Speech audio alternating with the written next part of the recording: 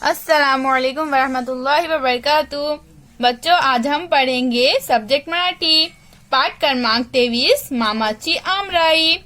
आमराई यानी क्या बच्चों? आमराई यानी आम का बाग। ऐका म्हणा, सुनो और बोलो।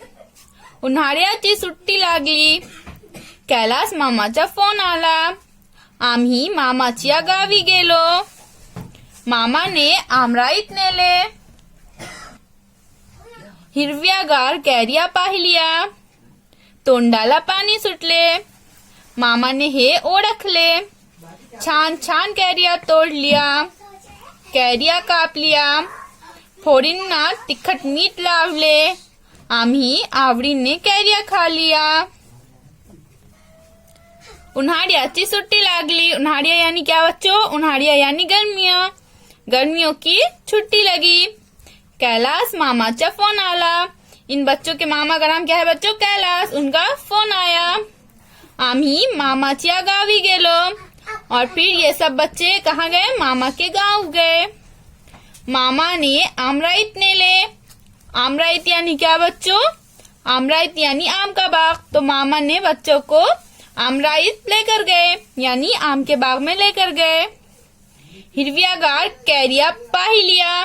वहाँ पर बच्चों ने हिरव्यागार यानी हरी हरी कैरिया देखे। तोंडाला पानी सुटले। और हरे हरे कैरिया देखकर क्या हुआ बच्चों? बच्चों के तोंडाला यानी मुंह में पानी आ गया। मामा ने हे ओळखले, और मामा ने ये पहचान लिया।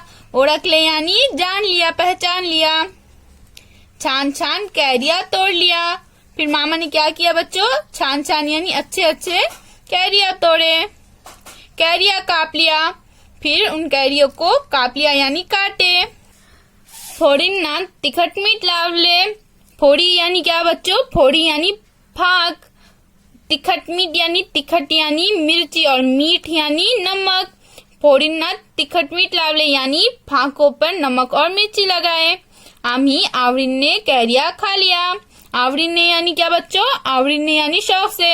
हमने शौक से कैरिया खाए। यहाँ पर मामा क्या कर रहे हैं बच्चों? कैरियों को काटकर उनकी फाक पर नमक मिर्ची लगा रहे हैं, और यहाँ पर हम सब कैरिया खा रहे हैं।